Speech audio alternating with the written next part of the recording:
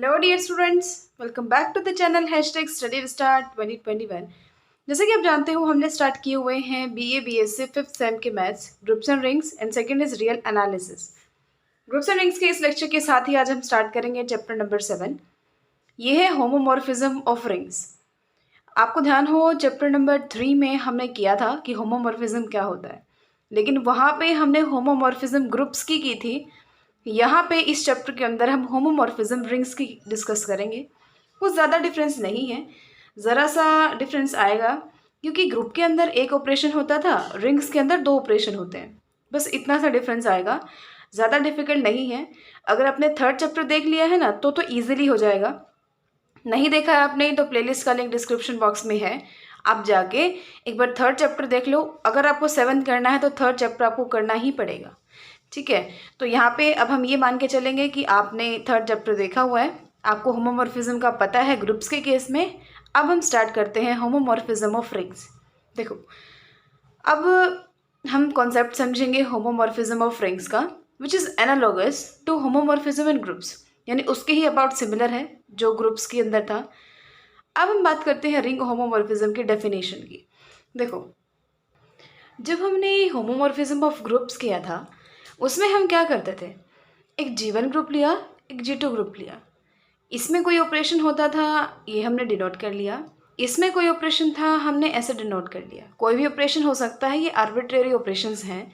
अब होमोमॉर्फिज्म का मतलब क्या होता था, कोई फंक्शन जो G1 से G2 पे डिफाइंड है, उस फंक्शन को आप होमोमॉर्फिज्म कब कहते थे, अगर वो इस कंडीशन को सेटिस्फाई करता था। कौन सी? एफ ए, ये ऑपरेशन और बी, यानी ए और बी एलिमेंट्स किसके हैं? जीवन के, और जीवन के एलिमेंट्स पे ये वाला ही ऑपरेशन लगेगा।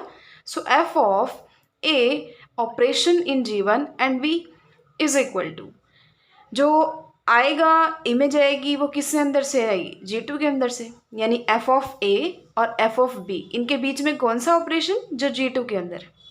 सिंपल सी बात है। होमोमॉर्फिज्म ऑफ ग्रुप्स के अंदर 2 ग्रुप्स लेते थे, G1 G2। इसके अंदर ये ऑपरेशन है, इसके अंदर ये ऑपरेशन है।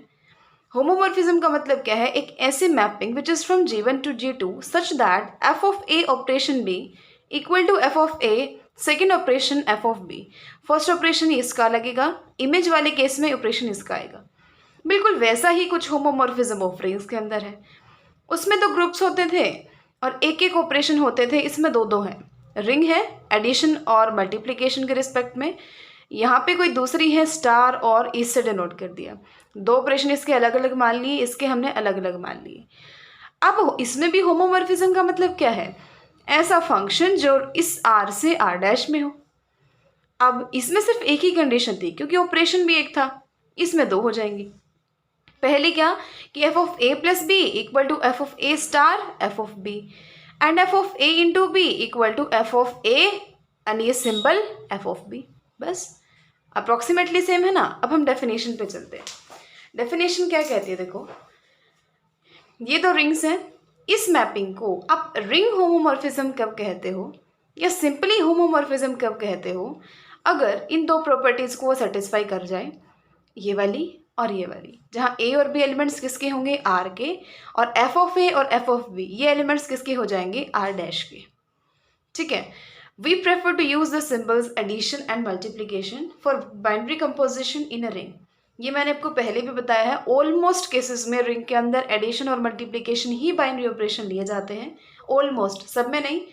So we use these symbols while dealing with more than one rings. So we will use these symbols, यानी आप इन सिंबल्स का ही यूज करोगे। तो डेफिनेशन क्या बन जाएगी कि इसमें भी एडिशन और मल्टीप्लिकेशन, इसके अंदर भी एडिशन और मल्टीप्लिकेशन। तो ये तो सब सेम है। ये क्या हो जाएगा? F of a plus b equal to f of a plus f of b, क्योंकि ये ऑपरेशन भी इसने एडिशन मान लिया ना, तो एडिशन हो गया। ऐसे सेकंड के अंदर यहाँ भी क्या आ जाएगा? मल्टीप्लिकेशन, मल्टीप्लिकेशन मान रखा है इसने। बस ये डेफिनेशन है। आज हम पता है क्या क्या करेंगे? आज हम इसके अबाउट जितने भी पेजेस हैं उसके मैंने पार्ट्स डिवाइड कर लिए हैं। फर्स्ट 6 पेजेस आज हम लेक्चर में कंप्लीट करेंगे, फिर सीक्वेंस में चलते रहेंगे। आपको ये मैपिंग शो करनी है जो इस टाइप से डिफाइंड है, ये होमोमॉर्फिज्म है। बिल्कुल सिंपल सा लॉजिक है। किसी को भी होमोमॉर्फिज्म प्रूव करना है, ये 2 कंडीशन आप प्रूव कर दो, ऑब्वियसली वो क्या बन जाएगी? होमोमॉर्फिज्म बन जाएगी। यानी जहाँ से डिफाइन किया है उसके दो एलिमेंट उठाओ, उनका एडिशन करो, उनके ऊपर फंक्शन लगाओ। अगर वो f of a plus f of b के इक्वल आ रही है, फर्स्ट कंडीशन टेस्ट सेटिस्फाइड। अगर उनकी मल्टीप्लीकेशन की, उसके ऊपर फंक्शन लगाया और वो f of a into f of b के इक्वल आ रही है, then second condition is satisfied and that function forms homomorphism. So c set of complex numbers कुछ ज़्यादा झमेला नहीं है इसका। सिंपल सी बात है, दो एलिमेंट्स होते हैं, मतलब कोई भी एलिमेंट इसके अंदर लो ना, किस टाइप का होता है, ए प्लस आइटा बी टाइप का होता है। बस इतना याद रखना। दो एलिमेंट लोगे, एक a plus iota b type का होगा, एक c plus iota d type का होगा। अब उनको आपने क्या करना है, ऐड करना है, उनके ऊपर फंक्शन लगाना है। So f of a plus iota b plus c plus iota d, फिर इनको कंबाइन कर लो, इनको कंबाइन कर लो।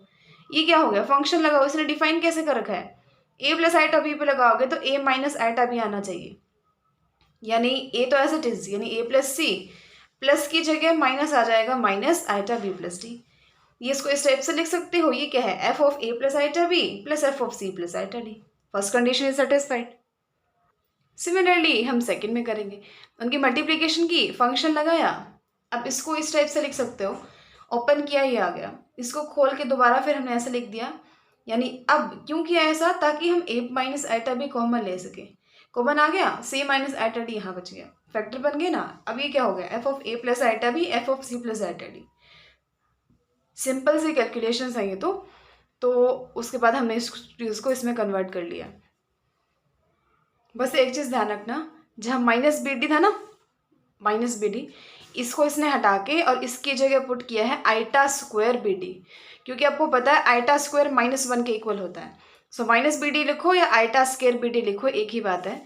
इसकी जगह जब आप आइटा स्क्वायर बी डी करोगे ना, तभी आप इसमें से और इसमें से आइटा कॉमन ले पाओगे, क्योंकि देखो ए सी और माइनस का आइटा बी सी, ये दो टर्म तो इधर आ गई।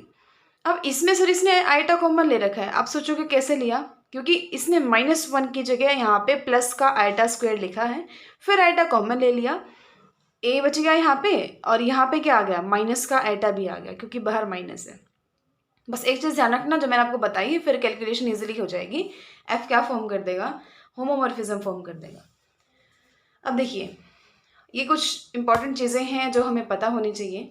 Homomorphism f from a ring r into a ring r dash is called a homomorphism of r into r dash. देखो, इनटू या ऑन टू, ये आपको पता है। ऑन टू मतलब हर किसी, जो से हमने आर से आर डैश पे डिफाइन किया है, तो ऑन टू का मतलब क्या होता है, हर किसी एलिमेंट की आर डैश के अंदर जो है, हर किसी की अगर प्री इमेज एग्जिस्ट कर रही है तो वो ऑन टू फंक्शन होता है।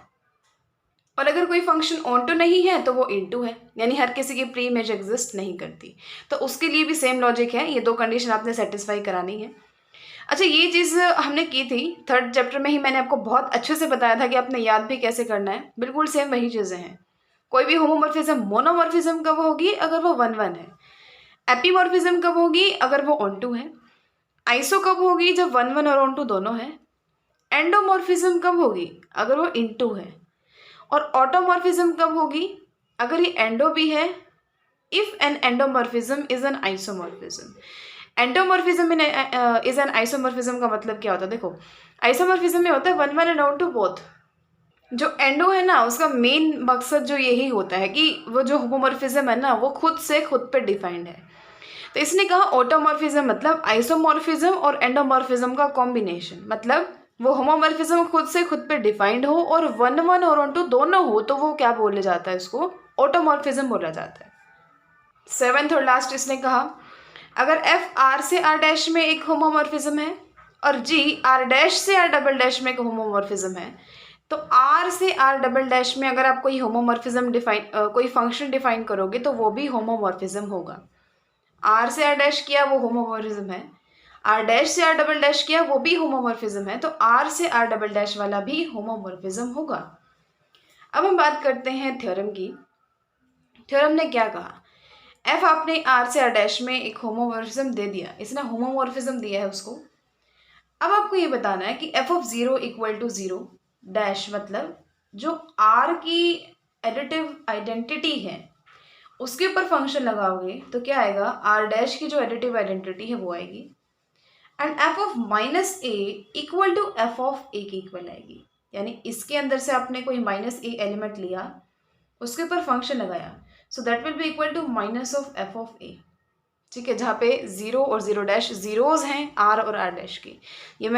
ये जीरोज का मतलब क्या है, एडिटिव आइडेंटिटी। और कहीं यूनिटी दिख जाए तो वो भी बताया हुआ है मैंने आपको क्या होता है, मल्टीप्लिकेटिव आइडेंटिटी। अब प्रूफ देख लो। प्रूफ तो बिल्कुल सिंपल है। प्रूफ में ये है जीरो प्लस जीरो जीरो होता है, दोनों साइड फंक्शन लगा दिया। इसको अलग अलग कर सकते हो क्योंकि ये हमें होमोमॉर्फिज्म दिया हुआ है। तो f of zero plus f of zero, F of zero plus zero dash तो हम ऐड कर सकते हैं ना, क्योंकि एडिटिव आइडेंटिटी क्या होती है, उसको किसी के साथ भी ऐड करो वही एज इट इज़ आ जाए। तो f of zero plus zero dash f of zero same ही चीज़ें होंगी।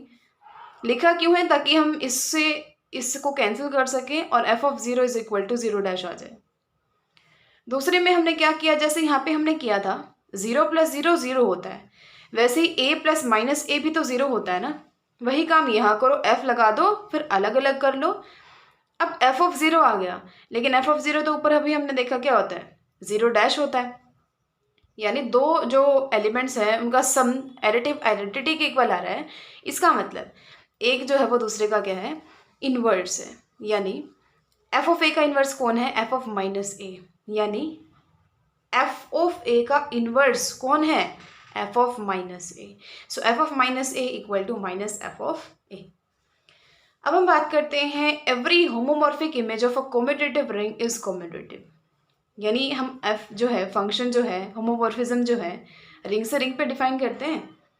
अगर वो रिंग कॉम्यूटेटिव है जिससे हम डिफाइन कर रहे हैं, यानी आर अगर कॉम्यूटेटिव है और एफ होमोमॉर्फिज्म है तो आर डैश भी कॉम्यूटेटिव होगी। You have to prove that r अगर कॉम्यूटेटिव है and f is an homomorphism, so r dash will also be commutative. कैसे, आर कॉम्यूटेटिव है तो उसके दो एलिमेंट लोगे, a b equal to b a हो जाएगा।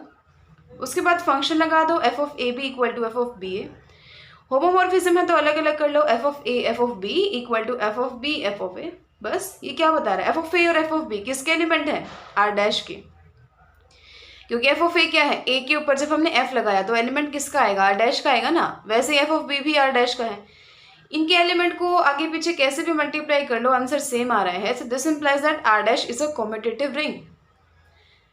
इस थ्योरम की हम बात करते हैं, क्या कहती है, देखो इसने कहा एफ क्या है, एक होमोमॉर्फिक मैपिंग है आर से आर डैश में। यानी आर से आर डैश में एक मैपिंग है और वो होमोमॉर्फिज्म है, यानी होमोमॉर्फिज्म की कंडीशंस को सेटिस्फाई करती है। अगली चीज बिल्कुल ध्यान से सुनना, s dash be the homomorphic image of r into r dash. S dash be the homomorphic image of r into r dash. पहली बात, ये इनटू कह रहा है मतलब ऑन टू नहीं है। मतलब आर डैश के हर एलिमेंट की प्री इमेज एग्जिस्ट करे ऐसा ज़रूरी नहीं है, क्योंकि फंक्शन ऑन टू होता है तो ये चीज़ होती है, लेकिन इनटू में ज़रूरी नहीं है कि हर किसी की प्री इमेज एग्जिस्ट करेगी।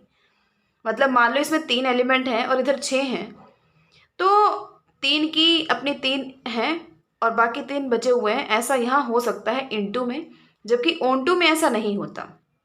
तो इसने कहा अब कुछ जो बचे हुए होंगे उनको छोड़ के इसने एस डैश सेट मान लिया। यानी उस आर डैश में से एस डैश सेट ऐसा निकाल लिया जो कि इमेजेस हैं। जैसे मैंने आपको भी एग्जांपल दिया था, इसमें 3 एलिमेंट हैं, इसमें 6 हैं, तो तीन की 3 इमेजेस हैं मान लो, और बाकी 3 है खाली। तो वो जो 3 इमेजेस हैं ना आर डैश के अंदर, उन तीनों को उठा के एक सेट एस डैश बना लो, तो एस डैश जो है वो सबरिंग फॉर्म करेगा आर डैश की। अब सबरिंग के लिए क्या होता है, सबसेट होना चाहिए, और 2 कंडीशंस कौन सी थी कि इसमें से 2 एलिमेंट लो, उन दोनों का डिफरेंस भी उसी के अंदर जाए, और फिर इसके अंदर से 2 एलिमेंट लो, उनकी मल्टीप्लाई भी उसी के अंदर जानी चाहिए। तो पहली बात, जब हमने एलिमेंट्स ही आर डैश के अंदर से कलेक्ट किए हैं तो s dash obviously r dash का सबसेट होगा ना।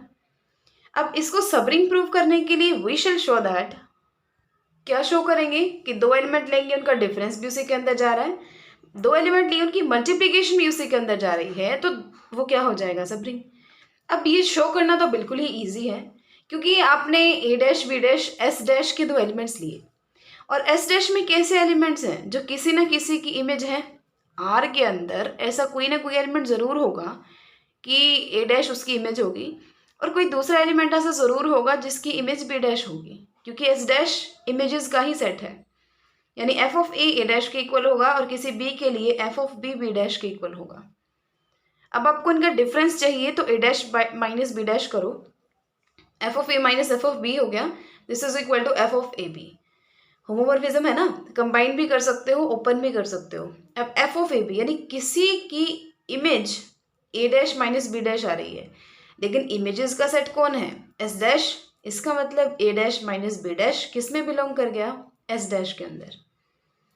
ऑल्सो मल्टीप्लीकेशन यानी f of a into f of b, क्या लिख सकते हो, एफ ऑफ ए बी। इसमें भी ऐसे ही करना है। अब ए बी जो है वो किसका एलिमेंट है, आर का है, क्योंकि ए भी आर का है, बी भी आर का है, और closure property with respect to multiplication के हिसाब से ए भी आर में होगा। ऐसे ही ए माइनस बी जो है वो किस हिसाब से हो जाएगा, पहले तो बी है तो माइनस बी भी उसके अंदर होगा, फिर ए उसका एलिमेंट है, माइनस बी भी उसका एलिमेंट है, तो उनका एडिशन यानी ए माइनस बी भी आर में होगा, इसीलिए ये इसके अंदर चला गया। ये तो बिल्कुल कॉमन चीज़ें हैं ना जो हम कर चुके हैं।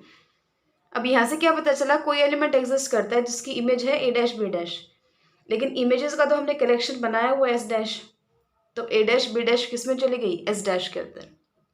दोनों कंडीशन सेटिस्फाइड, एस डैश क्या है, सब रिंग है। बिल्कुल सारी अप्रॉक्सीमेटली सेम है। कर्नल क्या होता था, बिल्कुल याद करो, कर्नल हमने किया था। कर्नल क्या होता था, ऐसे जहाँ से हमने डिफाइन किया है इसके ऐसे एलिमेंट्स का सेट जिनके ऊपर ये फंक्शन लगाने पे क्या आ जाए, आइडेंटिटी, एडिटिव आइडेंटिटी आ जाए। ये kernel of f equal to, जैसे ग्रुप था ना, ग्रुप में तो जो भी ऑपरेशन है उसकी आइडेंटिटी के इक्वल आ जाए। अब यहाँ पे दो हैं, एक ये रिंग है एक ये रिंग है, तो वो एलिमेंट तो लेंगे हम आर से, किस टाइप से कि उसके ऊपर वो फंक्शन लगाए और वो इसकी आइडेंटिटी के इक्वल आ जाए, यानी जीरो डैश के। सिंपल सा फंडा है। कर्नल मतलब आर के वो सारे एलिमेंट्स कि उनके ऊपर आप फंक्शन एफ लगाओ तो f of x zero dash के इक्वल आ जाए। सिंपल सी बात है, उनकी इमेज जीरो डैश आ जाए ना। अब थ्योरम कहती है कर्नल जो हमेशा आइडल होता है आर का। आइडल क्या होता है, कौन कितनी कंडीशंस होती हैं इसके अंदर, क्या प्रूव करना होता है आपको, दो चीज़ें प्रूव करनी होती हैं कि इसके अंदर से दो एलिमेंट लिए, उनकी जो सब्ट्रैक्शन है वो भी उसी के अंदर जानी चाहिए, और एक एलिमेंट इसका लिया एक एलिमेंट रिंग का लिया, उनकी मल्टीप्लिकेशन भी अगर इसी के अंदर जाती है तो वो क्या फॉर्म करता है, आइडल फॉर्म करता है। अब आपने क्या किया, ए और बी, ये इसका जीरो एलिमेंट है, f of zero zero dash के इक्वल होगा। ये सब सारी कॉमन बातें इन्होंने लिखी हुई है यहाँ पे। अब ए बी एस के अंदर है तो f of a zero dash के इक्वल होगा, f of b zero dash के इक्वल होगा, है ना। एस के अंदर से हमने ए बी लिया है, इसके अंदर से कोई भी एलिमेंट है वो कब इसके अंदर होगा, जब F of a zero dash के इक्वल होगा ना, और एफ ऑफ बी भी जीरो डैश के अंदर होगा, तभी तो ए और बी इसमें बिलोंग करेंगे। हमें ज़रूरत किसकी है, उनके डिफरेंस की। तो f of a minus b निकालो, क्या हो गया, f of a plus minus b, f of a plus f of minus b, f of a minus f of b. ये क्या है, जीरो डैश, ये क्या है, zero dash, zero dash minus zero dash क्या आ गया, जीरो डैश। यानी f of a minus b zero dash के इक्वल आया। यानी एस के किसी भी जो ए माइनस बी है उसके ऊपर जब हम फंक्शन लगा रहे हैं ना, तो उसकी जो इमेज है वो जीरो डैश आ रही है, और वो जो एलिमेंट है ए माइनस बी वो आर में से तो है ही, क्योंकि ए और बी एस में थे तो आर में तो थे ही ना, क्योंकि एस आर का सबसेट है। तो ए बी उसके अंदर है तो ए माइनस बी भी आर में होगा। तो एफ ऑफ ए बी अगर उसकी एडिटिव आइडेंटिटी के इक्वल आ रहा है तो इसका मतलब क्या है, ए माइनस बी एस के अंदर बिलोंग कर गया। दो एलिमेंट लिए थे, उनकी सब्ट्रैक्शन भी उसके अंदर बिलोंग कर गई, तो फर्स्ट प्रॉपर्टी सेटिस्फाइड। सेकंड के लिए आप क्या करोगे, एक एलिमेंट लोगे एस का, वो तो आपने ए लिया ही हुआ है, दूसरा आपने रिंग का लेना है। देखो आर रिंग का एलिमेंट लोगे, आपको किससे मतलब है, उनकी मल्टीप्लिकेशन से, और मल्टीप्लिकेशन भी दोनों लेफ्ट आइडल और राइट आइडल दोनों होंगे तभी तो वो आइडल होगा ना। यानी ए आर भी निकालना है, एफ ऑफ आर ए भी निकालना है, तो एफ ऑफ ए आर यानी f of a into f of r. लेकिन ये तो जीरो डैश है तो इसकी मल्टीप्लिकेशन भी जीरो डैश होगी, क्योंकि है तो कहीं ना कहीं ये जीरो ही ना, जीरो की मल्टीप्लाई किसी के साथ जीरो ही हो जाती है, लेकिन वही वाली जीरो के। अब एफ ऑफ आर ए भी zero dash, f of a r भी जीरो डैश, यानी ए आर की इमेज जीरो डैश आ रही है और ए आर है आर का एलिमेंट, तो इसका मतलब a r belongs to kernel. Similarly r a belongs to kernel यानी एस। यानी दो एलिमेंट लिए थे, उनकी सब्ट्रैक्शन भी उसी के अंदर चली गई और उनकी मल्टीप्लिकेशन भी इसके अंदर चली गई, तो ये क्या बना गया, आइडियल बना गया।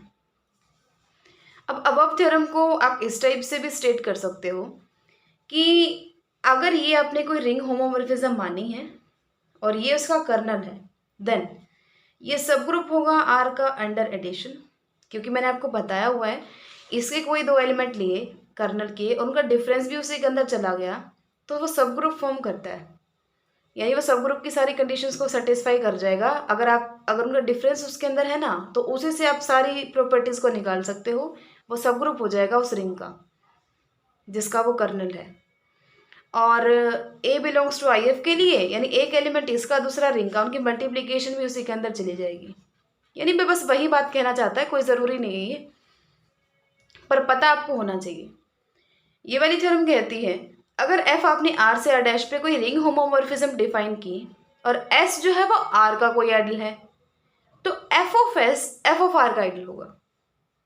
एस आर का आइडल है तो f of s f of r का आइडल होगा। अब ये तो सुनो बेसिक ही चीज़ें लिखी हुई हैं कि एफ ऑफ एस होगा क्या, वो सारे element belongs to r dash, a belongs to s such that x is equal to f of a. यानी एफ ऑफ एस का मतलब क्या है कि एस आइडल है और उसके ऊपर जैसे जैसे इसमें मान लो 50 एलिमेंट हैं, कितने भी हो सकते हैं, फॉर एग्जाम्पल 50 हैं, तो 50 के 50 पे अगर आप एफ लगाओगे तो कोई ना कोई वैल्यूज आएंगी, तो उन वैल्यूज का सेट आपने बना दिया, वही तो होता है एफ ऑफ एस। तो एफ ऑफ, देखो इसने डिफाइन भी वैसे ही कर रखा है, अगर हम ध्यान से देखें तो एफ ऑफ एस में वो एलिमेंट्स आएंगे आर डैश के such that a belongs to s, यानी ए एस का एलिमेंट है और एफ ऑफ ए एक्स के इक्वल है, यानी ए की इमेज एक्स है तो उन एक्स की कलेक्शन एफ ऑफ एस है, यानी एस के सारे एलिमेंट्स की इमेज की कलेक्शन है एफ ऑफ एस। डिफाइन कर दिया सेट। अब इसको आइडल प्रूव करना है। पहली बात, ये सबसेट है एफ और आर का, ऑब्वियसली है। दूसरी बात, क्या इसमें क्या ये एम्प्टी हो सकता है? बिल्कुल भी नहीं हो सकता, क्योंकि जीरो डैश इसके अंदर बिलोंग करेगा ही करेगा, तो एम्प्टी तो बिल्कुल भी नहीं है। अब काम क्या है हमारे, दो चीज़ें प्रूव करनी है।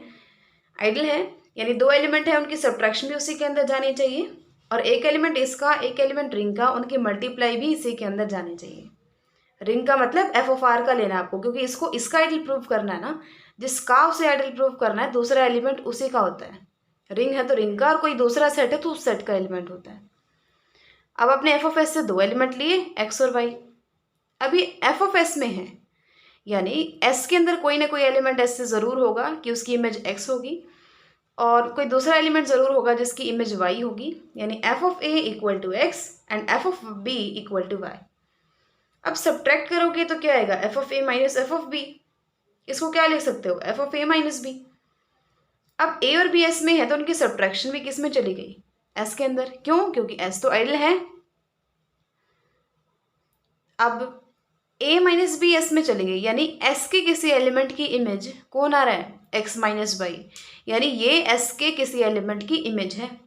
लेकिन एस के जितने भी एलिमेंट्स हैं सबकी इमेज का कलेक्शन तो हमने एफ ऑफ एस बनाया हुआ है, यानी x minus y belongs to f of s. वही ऐसा ही कुछ काम आपने मल्टीप्लिकेशन के लिए करना है। अब आर वन, अगर इसमें से कोई भी एलिमेंट आप उठाओगे तो कोई आर आर में ज़रूर होगा कि f of r r one के इक्वल हो जाएगा, ये तो पता है आपको। इसके इमेजेस है ना सारी की सारी इसके अंदर, तो कोई ना कोई आर का एलिमेंट ज़रूर होगा ना कि f of r equal to r one हो जाएगा।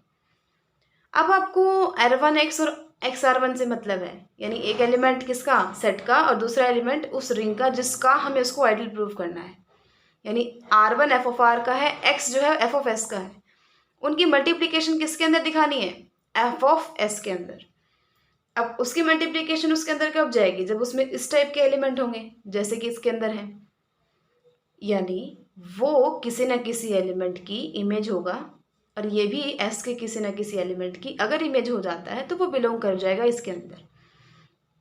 अब आर वन एक्स क्या है, एफ ऑफ आर और f of a. X f of a था ना, r one f of r है, तो क्या हो गया, एफ ऑफ आर ए। ये क्या हो गया, एफ ऑफ ए आर, यानी किसी एलिमेंट की इमेज है ये, और ये भी किसी एलिमेंट की इमेज है, तो दोनों के दोनों किस में बिलोंग कर गए, एफ ऑफ एस में। आर ए किसका एलिमेंट था, एस का था ना, यानी एस के किसी एलिमेंट की इमेज है ये, और ये भी एस के किसी एलिमेंट की इमेज है, तो इमेजेस का तो सेट हमने बनाया हुआ है एफ ऑफ एस, तो ये दोनों एफ ऑफ एस में बिलोंग कर गए, दोनों कंडीशन सेटिस्फाइड, आइडियल हो गया। 6th पेज पे हम आ चुके हैं। हमारा एग्जाम्पल 2 और 3 और कर लेते हैं, बाकी फिर हम नेक्स्ट में करेंगे। आर कोई रिंग है with unity element 1। R ring है, उसके पास यूनिटी एलिमेंट है। इसने स्पेशली क्यों कहा, क्योंकि रिंग में वैसे तो 8 प्रॉपर्टीज ही होती है ना। एडिशन के रिस्पेक्ट में कंप्लीट एबेलियन ग्रुप, मल्टीप्लिकेशन के रिस्पेक्ट में 2 होती हैं, क्लोजर एंड एसोसिएटिविटी। अब एग्जिस्टेंस ऑफ मल्टीप्लिकेटिव आइडेंटिटी तो नहीं होता ना, यानी इसने कहा रिंग ऐसी है, यानी 8 प्रॉपर्टी तो है ही है और ये भी है, 9 प्रॉपर्टी हैं उस रिंग आर के पास। एंड एफ आपने आर से आर डैश में कोई ओन टू होमोमॉर्फिज्म डिफाइन कर दी। ओन टू मतलब आर डैश के हर एलिमेंट की कोई ना कोई इमेज जरूर होगी, कोई भी एलिमेंट खाली नहीं है। Show that f of 1 is unity element of r dash. अगर आर की यूनिटी 1 है तो आर डैश की यूनिटी होगी एफ ऑफ 1। बस इतना सा इसने कहा है। क्या कैसे दिखाओगे, ए डैश आपने आर डैश से कोई भी एलिमेंट मान लिया। अब जैसा कि ऑन टू है, अब ए डैश मैंने इसमें से कोई एलिमेंट माना है, मतलब उसकी प्री इमेज जरूर है, यानी आर में ऐसा कोई एलिमेंट जरूर है, ए मान लो, such that f of a equal to a dash. अब आपको ये प्रूव करना है कि वो यूनिटी एलिमेंट है, यानी मल्टीप्लिकेटिव आइडेंटिटी है। मल्टीप्लिकेटिव आइडेंटिटी की क्या प्रॉपर्टी होती है, उसको इस सेट के किसी भी एलिमेंट के साथ मल्टीप्लाई कर लो, वही एलिमेंट एज इट इज आ जाए। तो चलिए चेक करते हैं। ए डैश इसका कोई एलिमेंट है, यानी एफ ऑफ 1 की ए डैश के साथ मल्टीप्लाई करो, आगे और पीछे दोनों साइड करके देखो। ये क्या है एफ ऑफ 1, ये इसकी वैल्यू क्या है एफ ऑफ ए। होमोमॉर्फिज्म है तो एफ ऑफ 1 इंटू ए लिख सकते हैं, यानी एफ ऑफ ए।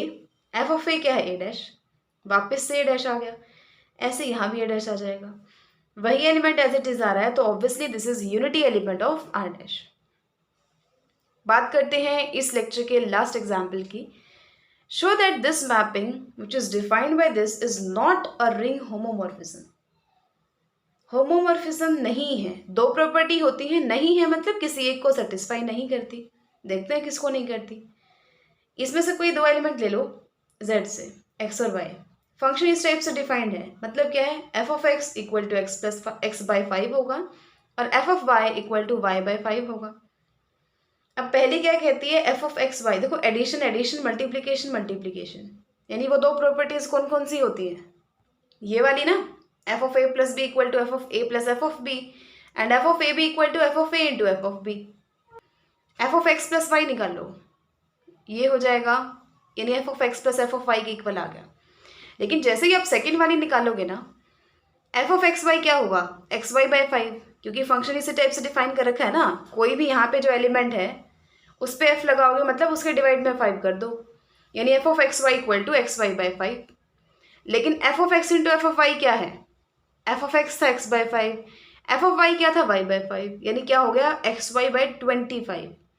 क्या f of x y f of x into f of y के इक्वल है, नहीं है, तो ये सेकेंड प्रॉपर्टी का सेटिस्फाई नहीं करता, इसलिए ये रिंग होमोमॉर्फिज्म नहीं है। ठीक है, बिल्कुल सिंपल सा कॉन्सेप्ट है, इजी इजी से एग्जांपल्स हैं, यहाँ तक कर लेना। इससे आगे फिर हम नेक्स्ट लेक्चर में डिस्कस करेंगे। सब तक keep learning and thanks for watching.